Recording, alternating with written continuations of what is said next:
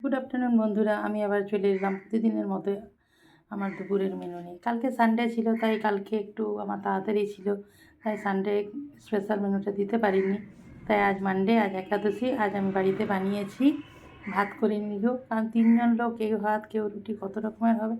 তাই আজ বানিয়েছি এই যে গরম গরম রুটি, এখানে বানিয়েছি মাখা মাখা করে আলুর দম, এখানে বানিয়েছি ঘুগনি, সাথে একটা লাড্ডু নিয়ে নিয়েছি, আর এখানে সকালের জলখাবারে বানিয়েছিলাম গরম গরম কচুরি।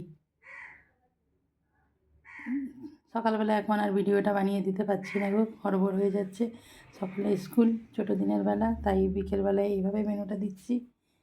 তো এই হয়ে গেল আমার আজকের দুপুরের মেনু। যদি আমার ভিডিওটা তোমাদের ভালো লাগে তাহলে লাইক করো, সাবস্ক্রাইব করো প্লিজ। বাই, দেখা হচ্ছে নেক্সট ভিডিওতে।